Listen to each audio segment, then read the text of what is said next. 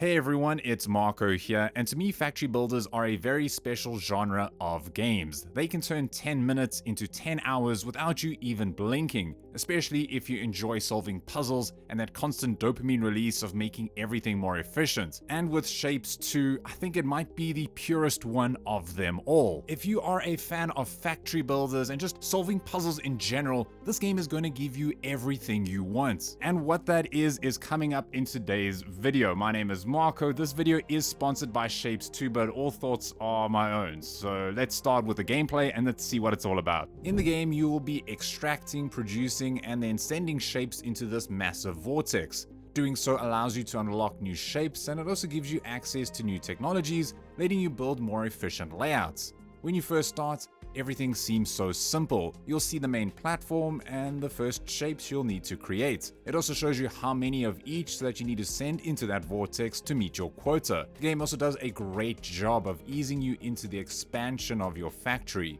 When it comes to the objectives, those are split into two sections, the jobs and the milestones. Jobs come in various shapes and get harder over time. However, completing them earns research credits, the in-game currency. You can spend these credits in the shop, which gives you access to some better machines, faster processing, bigger platforms, and more. These jobs are optional and aren't needed to complete the game, but they'll make your life a lot easier in completing those milestones. Now, these milestones usually come as bigger quotas or trickier widgets. They'll help you unlock crazy different machines that bring significant changes to the gameplay. For example, you can paint, there are trains, there's a whole lot more going on, and the last milestone gives you a shiny vortex badge, you know, for bragging rights. For beginners to factory builders, this game is a great start. Mostly because playing on normal difficulty takes away the stress of building costs. This means that you can make mistakes, have half-built shapes or incorrect ones just sitting waiting for you. Another example are the places that you extract the resources from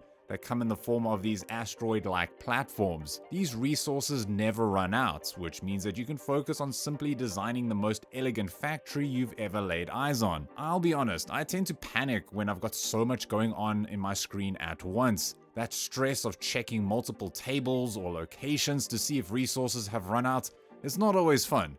Here though, there's none of that. Quite often I find myself just staring at the creations I've built. For a lack of a better word, I call this game mesmerizing. It's very satisfying when you get to sit back and enjoy the hard work without worrying about building costs or resources running out.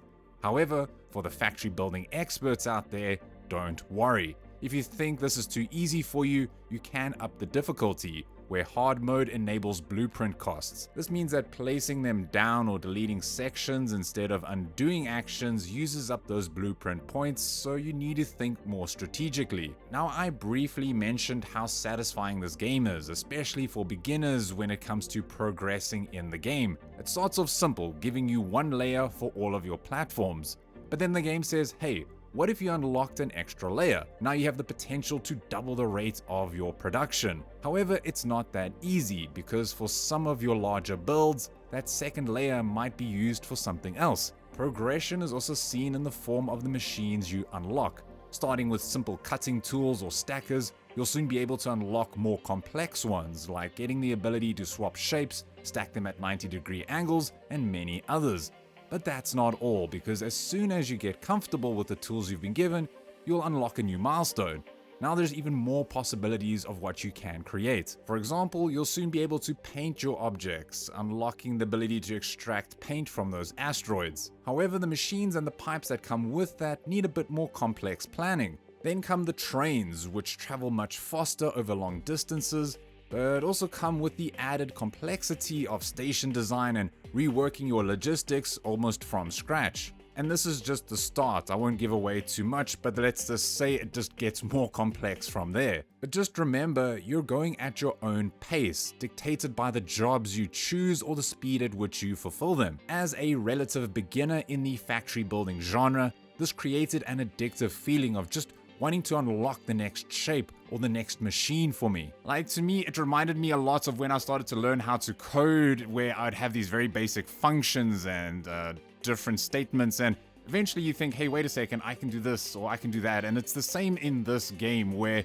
you'd add in an extra lane, or you'd have find out a more optimal route of configuring your little machines in a certain platform, and it gives you that same dopamine release of when you solve a problem and you think, a little light bulb moment goes off, and it's very addictive, and it keeps pushing you almost every single shape or every single moment that you're trying to optimize the factory's layout.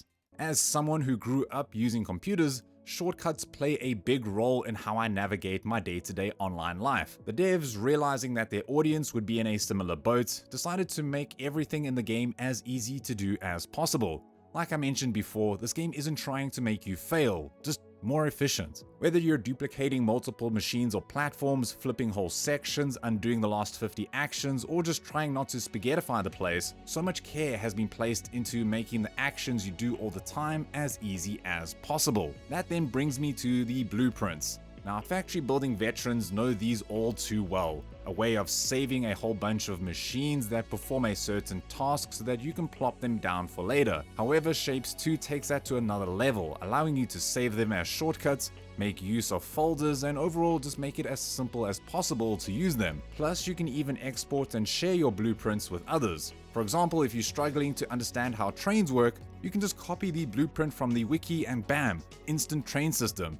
Again, the game is trying to remove the repetitive tasks, allowing you to focus on solving the puzzles along the way without redoing the same thing over and over. And oddly enough, Shapez 2 has felt like a fully fleshed out game, even though it's been in early access, but now it's getting its full 1.0 release. And since that early access release, it's come a long way, adding in a great deal of quality of life updates and extra features to make it even more addictive to play. But now with the 1.0 release, it gets even better. Now I know this game looks great already, but the devs have refined the visuals even further. Often with factory building games, what you build can get messy very quickly, but now with the 1.0 update, it'll be even easier to distinguish exactly what you're building. Now you can quickly see any errors before spending an hour trying to figure out why you're producing the wrong item. It's also going to come with mod support, so yeah, excited to see what people are going to be coming up with. Then there's the manufacture mode. This is for all the veteran players out there. It encourages you to build larger factories with new platforms that need unique shapes. This will help you meet quotas to launch a Vortex platform from the Vortex Grand Assembler. Now I could be here all day rattling off the various changes, so I'll just round off with some of the most notable ones. Achievements have arrived, so yeah, you'll be able to go for all 86 achievements. Then there's the new map generation, so you can get even more creative, and it comes with a lot more quality of life changes to make the gameplay even more streamlined. Oh, and rockets. Now you might be wondering, how does Shapez 2 compare with other factory building giants such as Factorio? Well, this is just my opinion, but Shapez 2 is focused on providing players with just that pure factory building experience. Factorio, while great, handles factory building a little differently. It includes elements like base defense and survival. Also, for newcomers, it can feel a bit daunting. With Shapez, everything is just so clean and pure. Oddly enough, Shapez was actually inspired by Factorio, but the devs wanted to make it a streamlined approach to factory building, removing the pressure of combat and focusing on pure automation. And that focus is reinforced by the game's soundtrack that to me is phenomenal. It's got the smooth electro beat in the back that just keeps you wanting to build more and more. To me, I feel like Shapez 2 is the perfect starter game for people who find other automation games a bit too stressful, but it still offers enough depth for the veteran players out there. I must say it's hard to critique a game that's so polished. I guess then it's rather about who will enjoy it. You need to understand that this game is purely focused on building an efficient factory. This game will be perfect for players who don't need other features or mechanics to keep you entertained, such as base defense, survival elements, or one with a deep story. Sure, I still enjoy those other features in other games, but I got so hooked on the gameplay loop here that it didn't bother me. Like, this is true, but I started daydreaming about how to build optimized layouts in my head. In other words, this is for factory building enthusiasts,